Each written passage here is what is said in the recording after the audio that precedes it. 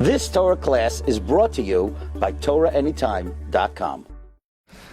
Okay, according to Minhag Ashkenaz, there are 45 Kinnot that are said on Tisha B'Av. So every year we like to say 45 is the gematria of Adam, man, to indicate that not only is the Beis HaMikdash destroyed, but we who are supposed to house the Shekhinah, we who are supposed to be the resting place of the Shekhinah, we ourselves are in a state of Churban. As we read this morning, Mikaf Regel v'Yad Rosh ein boi Mesoim. The Torah writes in Siman Tav Kuf Nun Tes, the whole congregation needs to understand the Kinnos, men, women, and children. Therefore, for the sake of greater understanding, we're going to be selecting particular Kinnos to focus on, emphasizing some of the key phrases and the historical background. We should point out, though, that even if we don't understand the full meaning of the Kinnos, the words themselves carry tremendous kedusha. The most well-known of all the Paitanim, Rebbe Lezer HaKalir, who's universally accepted as the father of the Paitanim, he wrote the first 15 Kinnos that we recite today. Says the Shibale Haleket, that how did Rebbe Lezer HaKalir compose the Kinnos? When he composed the Kinnah about the heavenly angels, a fire came down from Shamayim and encircled him. In fact, Mahari Hertz writes that when Rebbe Lezer HaKalir wanted to compose the Kinnos, he uttered the ineffable name of God. His soul ascended to the heavens. He had a court, an audience with the Malachi Hashares, and they taught him to compose the Tfilos by the order of the Aleph Beis. Who was Rabbi Lezer HaKalir?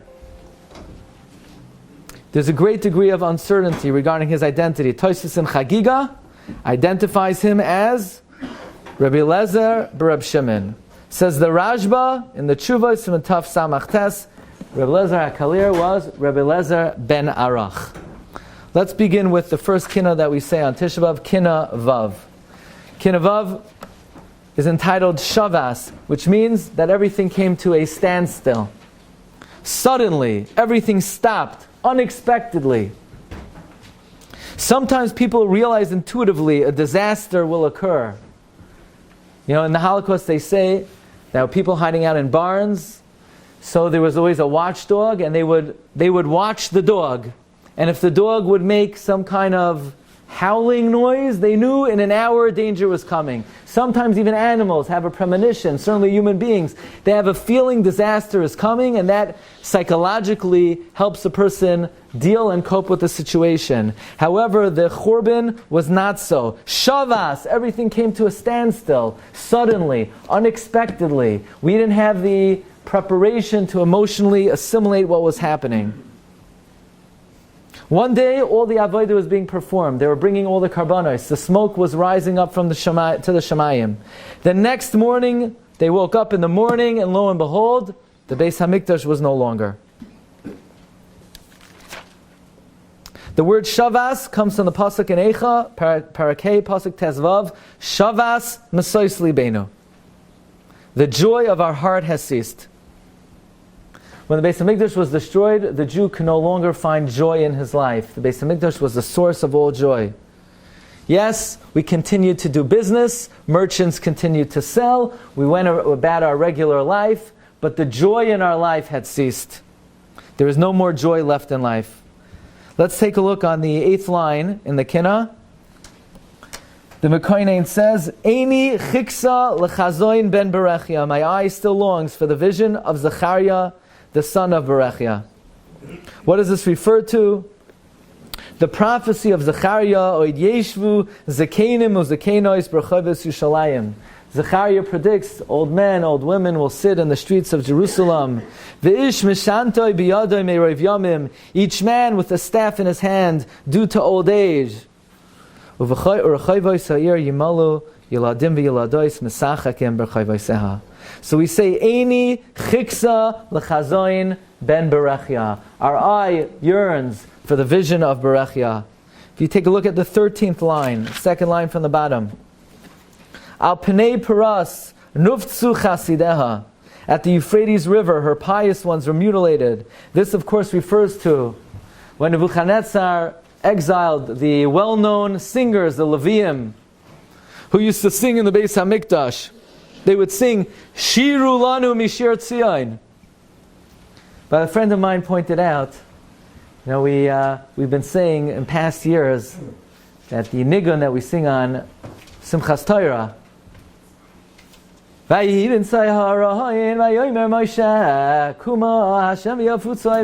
really the nigun of Eicha with a little bit of a twist. Instead of going, we say, that's Eicha. So somebody pointed out that the nigun that we sing on Shalosh Regalim, B'nei Veischa kevatchila Elitzion v'ya. It's the same exact nigun. It's the same nigun. So really, every one of the Shalosh Regalim, we're mourning the fact that we don't have the Beis HaMikdash and we can't be Oilei Regal. And the Leviim remembered how they used to sing in the Beis HaMikdash, and Nebuchadnezzar said, serenade us as we gloat over our victory. Whereupon the Leviim hung their instruments on the willow branches, and they proceeded to bite off their thumbs, and they said, Eich nashir ashir Hashem al admas nechar.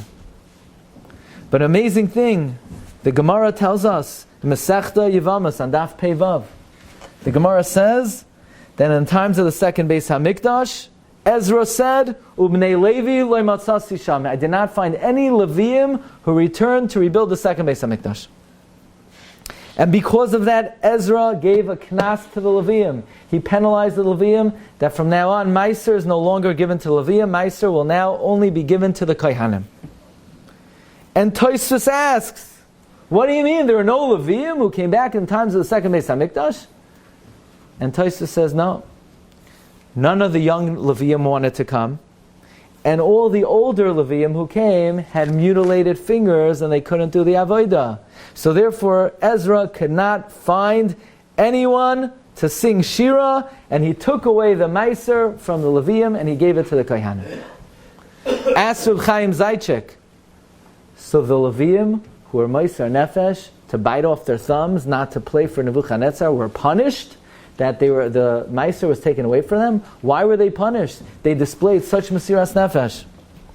Says Reb Chaim Zaychik, because despite the fact that they didn't want to play music for Nebuchadnezzar, but nevertheless, they should have had emunah, that one day Hashem would redeem them. One day Hashem would bring them back. One day they would have the opportunity to sing in the Beis HaMikdash again. And despite the unlikelihood of that possibility, it happened. The Rebbeinu Shalom did bring them back, and because of their lack of emunah, they were punished. That Meiser was taken away from the Leviim. Because a Jew never loses hope. Afilu cherev chada munachas al tzavari shel adam al yimna atzmai min harachamim. Kinnot vav. Shavas Messiah Zivenu.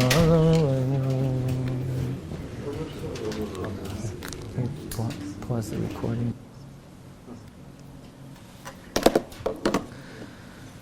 The most important Kinnot that we recite today is Kinnot Yud Aleph, because the recitation of this Kinnot was ordained by the Navi Yirmiyah himself. When Yoshiyahu was killed, the pasuk says in Divrei Hayamim, "Vayekoinen Yirmiyahu al Yoshiyahu, Vayoimru kol hasharim v'hasharois b'kinoisam al Yoshiyahu ad hayom." All the male and female singers mention Yirmiyah in their laments until today. Vayitneim l'choik al Yisrael, that whenever Jews lament, we always mention the death of Yoshiyahu HaMelech. Why was this so tragic?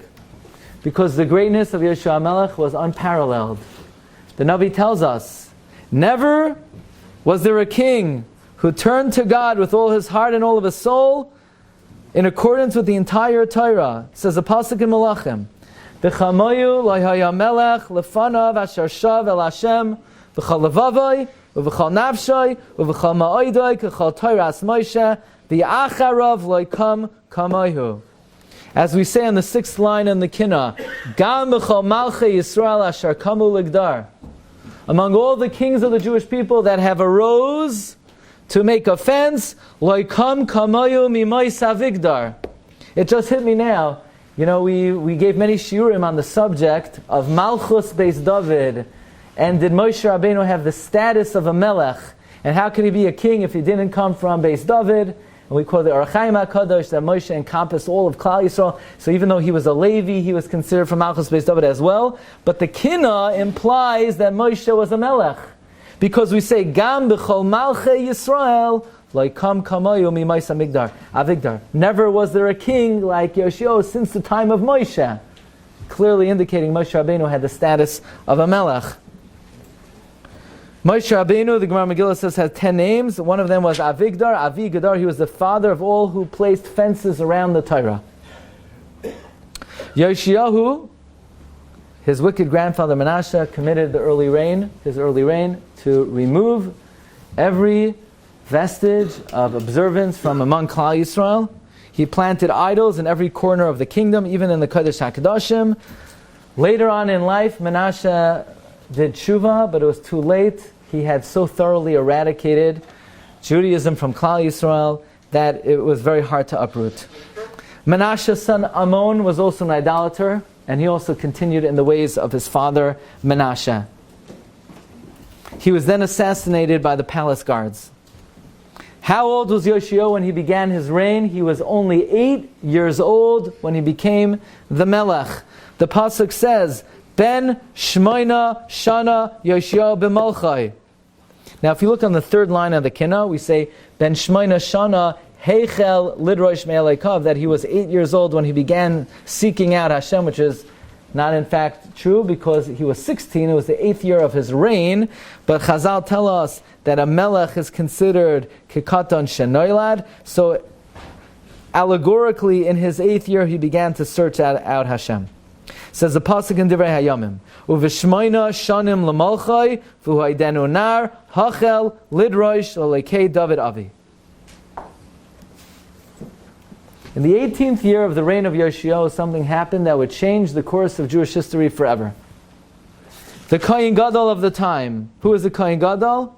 Chilkiyahu. Who is Chilkiyahu? The father of the Navi Yirmiyah. He began to make long overdue repairs on the Beis HaMikdash, and in the course of his refurbishing of the Mikdash, he discovered a Torah scroll. This Torah scroll had been hidden from the times of Achaz, the father of Chizkiyahu. The father of Chizkiyahu. The grandfather of Menashe. Think how many generations this is. Yoshiahu's father was Ammon. His father was Menashe. His father was Chizkiyahu. His father was Achaz. And there is a historical inaccuracy which is kept up by most of the English Kinnos, namely that Menashe had so thoroughly eradicated Sefer Torah among Klal Yisrael that there was no Sefer Torah throughout the length and breadth of the Jewish people. And this is certainly the opinion of Christian biblical critics, because they want to attempt to say that there was a gap in the tradition of Klal Yisrael, and therefore Menashe was able to destroy all the Sifrei Torah. This is a historical inaccuracy, and this is what Christianity believes. But we do not accept this. As Rav Miller writes in Awake My Glory, that Chas v'Shalom, it's basically apikarsos to accept this notion that Menashe had eradicated all the Sifrei Torah in Klal Yisrael, but instead what was significant was not that a Sefer Torah was found, but which Sefer Torah was found. Namely, this was the Sefer Torah of none other than Moshe Rabbeinu, written in Moshe Rabbeinu's handwriting. Imagine if in an auction today, in the Genozim auction, they had an item, Moshe Rabbeinu's Sefer Torah. That would go for big bucks. It would probably be, at least ranked 4th or 3rd among the, some of the items over there. And what was significant was where it was open to. It was open to the pasuk in the Toichacha, Yoylech Hashem Oischa V'es Malkacha. And Yoshua reads this, and he sees that the Toichacha says God will carry away the king, and the pasuk also said in that column, Arur Asher Lo Yakum Es Divrei HaTorah Hazois Lahakim Oisam. Cursed is he who does not uphold the Torah, where the Yushalmi tells us, Yoshua cried out, Alai, Alinu, Lahakam. It is upon me to uphold the Torah. And he convened a massive assembly, and they made a covenant to keep the Torah b'chol leiva v'chol nefesh. Now here is a very important, another historical inaccuracy. Because later on in the reign of Yoshiyahu HaMelech, many think that Paro Nechai sent word to Yoshiyahu that he wants safe passageway to travel through the land of Israel to wage war with Assyria in the northeast of Israel. And Yoshiyahu refused on the grounds that Hashem promises that when we do the will of Hashem, so no nation will pass through Eretz Yisrael even for the sake of peace, and therefore he adamantly refused, and he was told, you're making a big mistake, you're being naive, you think that Klal Yisrael eradicated Avodah Zarah. They have it behind, they have this double door system where they put the Avodah Zarah behind the door, so when the detectives came in, now imagine today, if Rabbanim sent detectives to people's homes to check out Vas Titzach in the Chadrei Chadarim of people's homes. How would people take to that? But that's what Yirmiyahu did. That's what Chizkiyahu did. And they had this system. They had a system that behind the double doors, they would open the doors and the Avodah Zarah was hidden in the back. And as the Pasuk says, Paro Nechai wanted to go El Melech Ashur. So it is conveniently accepted that he wanted to go to attack Assyria. Also, that is a nice fairy tale and has no bearing on what actually occurred. Paro Nechai was not going to attack Assyria. Here's what was happening. The king of the region was Babylon. Babylon ruled the region. Babylon was the new empire in town. Assyria was the old guard. And Paro Nechai greatly preferred a weak Assyria in the Middle East than the new powerful Babylonian empire, which was primed to go then and attack Egypt and conquer Egypt. So Paro Nechai was not going to attack Assyria. Paro Nechai was going to defend Assyria and bolster Assyria from the invading Babylonian army. And Chizkiyahu HaMelech did not let Paro Nechai in, and because of that, Yoshiyahu met his early death. The Gemara Masechta Taanis relates, and as recorded in this Kinnot, Yirmiyah sent a message to Yoshiyahu that you're making a mistake, you have to allow Paro Nechai through.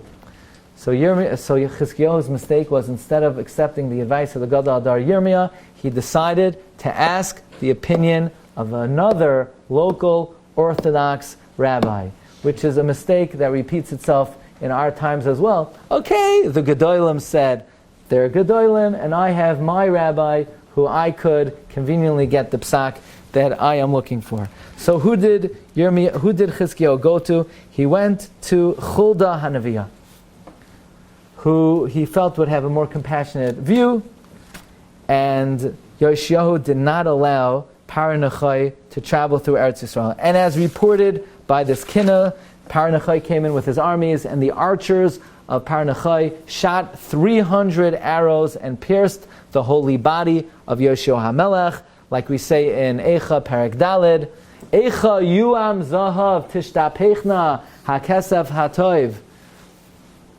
Tishtapechna avnei kodesh beroish kol chutzos. Chazal tell us that they pierced Yoshiyahu's body 300 times, and the blood was flowing from him, and Yirmiyah would cover every revius of dam. There's even a question, Yirmiyah Hanavi was a kohen, how could he be metame himself to the blood of Chizkiyahu, of Yoshiyahu? And the answer is because it was only a revius at a time, so it was not metame. Yirmiyah went to hear what would be the dying words of Yoshiyahu HaMelech. Would he be questioning the ways of Hashem? And the final words of Yoshiyahu HaMelech were Tzadik hu Hashem ki piu marisi. Yoshiyahu HaMelech accepted the din min hashamayim, and the untimely death of Yoshiyahu HaMelech set into motion the events that would ultimately bring about Churban Bayis Rishon. Kinnot Yud Aleph, Vayikoinen Yirmiyahu al Yoshiyahu. Vayikoinen.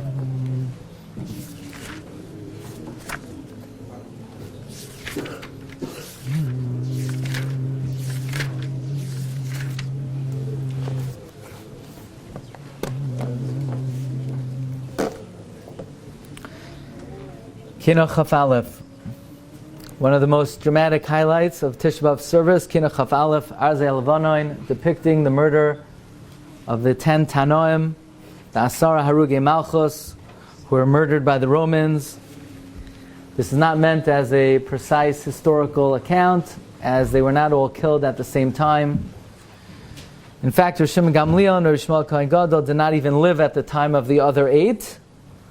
But the purpose of this kinnah is to evoke the feelings of loss and mourning. On Yom Kippur, we read another piyut about the Asara Harugei Malchus, Eila Ezkara, and that is appropriate for Yom Kippur, as the Gemara teaches us in Moed Katan, Daf Chav Ches, Misas Tzadikim Mechaperas, Lama Nismecha, Misas Miriam Lepara Aduma, Ma Para Mechaperas, Af Misas Tzadikim Mechaperas. But the question is, why do we read about the murder of these tzadikim on Tisha B'Av? They were not murdered at the time of the Churban Beis HaMikdash. The answer is, says Gemara Shana Yud Chesed Beis, Lelamedcha Sheshkulas Misas Tzadikim Kisreifas Beis Elokeinu. The death of the righteous is the equivalency of the destruction of the Beis HaMikdash. And therefore, on this day, when we mourn the destruction of the temple, we mourn the death of the righteous, whose Misa is the equivalent of Churban Beis HaMikdash. And therefore, for us in our time as well, this past year, Klal Yisrael lost Gedolei Yisrael in the pandemic. Rav David Feinstein, Zechat Tzaddik Levracha, the Novominsker Rebbe, Zechat Tzaddik Levracha, and other Gedolim and Rabbanim. And to Klal Yisrael, each Gadol and each Rav brings a different flavor and a different tam of the Torah that can never be duplicated and can never be replicated. And each one in themselves is considered a Churban Beis HaMikdash. The Kinnot begins, Arzei Halavanoin Adirei HaTorah. Cedars of Lebanon, giants of Torah. Baalei Treisen, shield bearers. Shield bearers. Why are Talmidei Chachamim called shield bearers? Why aren't they called sword bearers? Interestingly, Chassam Sofer writes in Parsha Shoftim that a Talmid Chacham should not have a need to impose their viewpoint on anybody else. However, upon being attacked and challenged, they should always be ready to defend their own personal opinion. Rav Kook writes, this is the reason why Talmidei Chacham are called Baalei Treisen, shield bearers. He doesn't quote the Chassam Sofer, but it's the same principle. The Talmid Chacham has to be able to defend their opinion without the need to impose their view on others. Baalei Treisen b'Mishnah v'Gemara. Giboirei Kayach, powerful warriors, Amoleha b'Tahara, who toil in purity.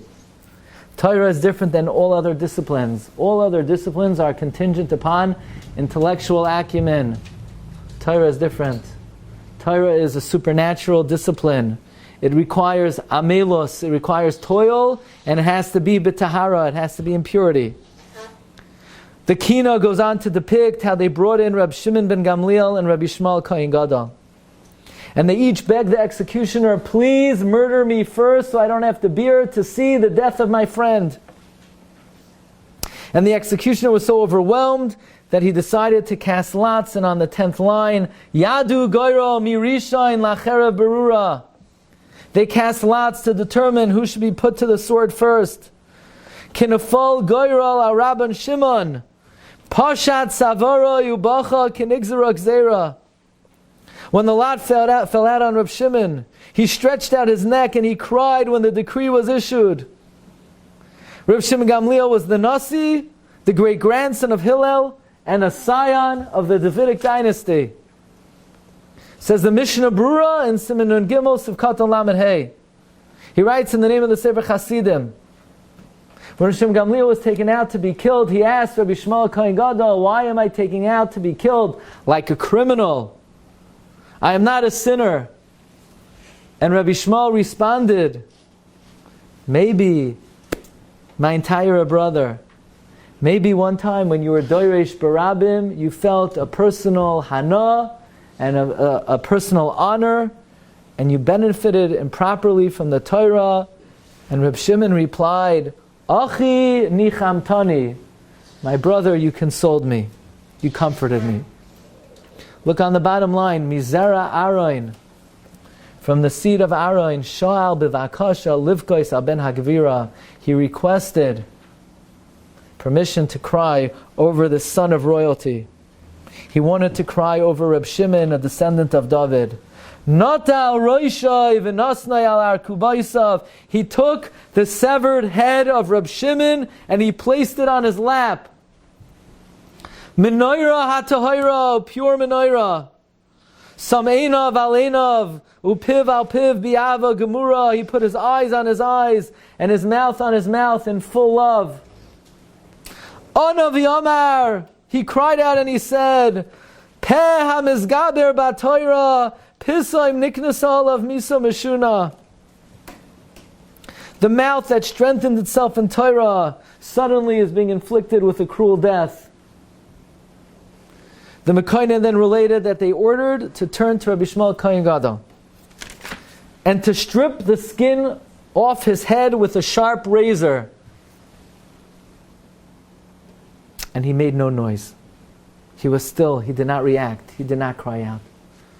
But says the Mekainen, Rasha hapoishet, when this wicked man stretched out his razor, Eis higia limkoim tefillin mitzvah bara, when he reached the place of tefillin, the purest of mitzvahs, tzak tzaka, Rabbi Shmuel cried out, v'nizdazo ilam v'yeretz hispayrara, the world shook, the earth crumbled. By the way, the Ramah Mipano writes that Rabbi Shmuel Kohen Gadol was the Yesoid of Yoshiyahu HaMelech.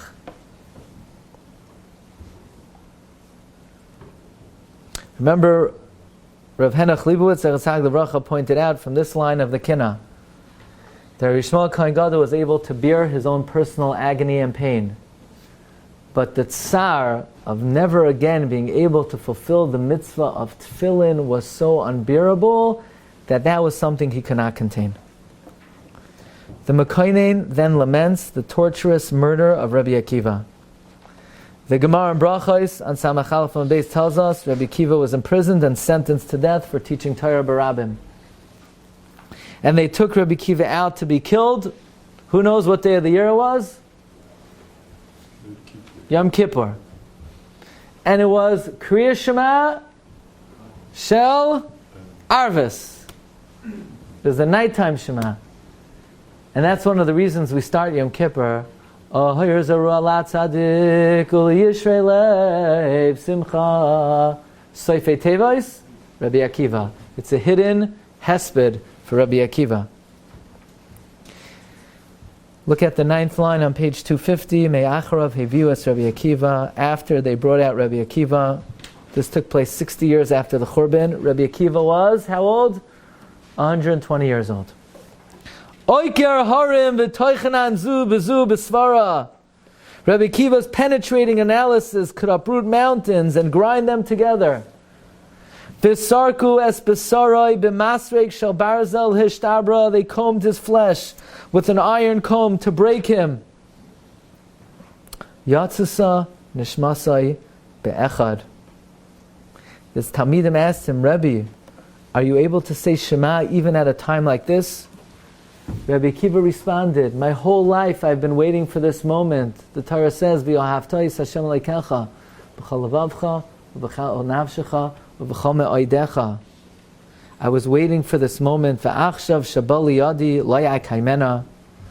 Ubaskol amra ashrecha Rabbi Akiva gufcha tahar b'kol minei tahara. And the Gemara in Bracha says the Baskol cried out, Ashrecha Rabbi Akiva sha'ata mezuman l'chaye ha'olam haba. Kinnot Chaf Aleph Arzei Halavonon Adirei HaTorah.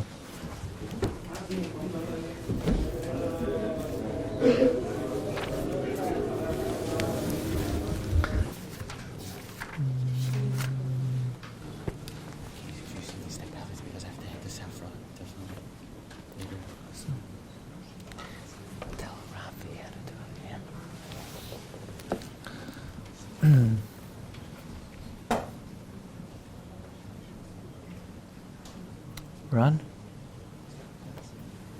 Kinnot Chaf Beis.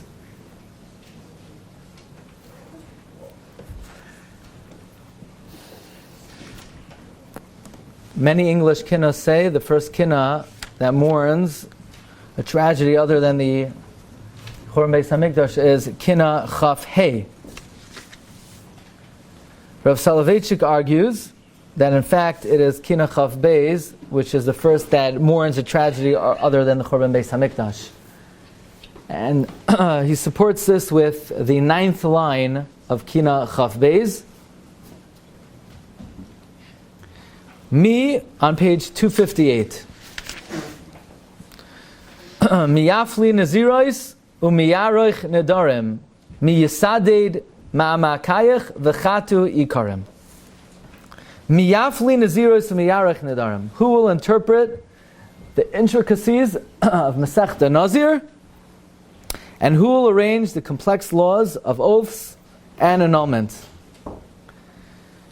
Why would the Kinnos mention the laws of Nadarim and Nazirus? What do they have to do with tragedy and Churban Beis Hamikdash? Says Rav Soloveitchik, the intent of this Kinnah is to allude to two Masechtos that Klal Yisrael find to be extremely difficult. And that is Masechta Nazir, Masechta Nadarim. On these two Masechtos, we do not have the authentic commentary of Rashi. If you look in the printed Gemaras, they have a perush that purports to be Rashi, but they are not Rashi. We do not have Rashi on Masechta Nadarim and a Masechta Nazirus. In fact, Masechta Nadarim Nazirus proved to be very difficult Masechtas, specifically because we don't have Rashi on these Masechtas. If the massacres in Speyer and Mainz had not taken place, you know how many Balei Tosfos lived in Germany at the time? Who could have wrote a perush on Nadarim and Nazirus? Tosfos Masechta Yuma was written by Marame Rothenberg. Likely there would have arisen a Rishain in the model of Rashi who would have been able to explain these Masechtos. But the Germans killed the majority of the Balei HaTosfos. There were hundreds of Balei HaTosfos in Germany, and they were all killed by the Crusaders. And therefore, until this day, we are not able to fully understand Masechta Nadarim and Masechta Nazir because of the First Crusade. The Paitan on the bottom of page 254, top of page 256, describes further the saga of how many Yidden took their own lives to avoid being forcibly converted, also indicating we are talking about the tragedies of the First Crusade, the Gzeras Tatnu, that occurred in the year 1096. Kinnot Chaf Beis, Hacharishu mimenu v'adabira. You've just experienced another Torah class brought to you by TorahAnytime.com.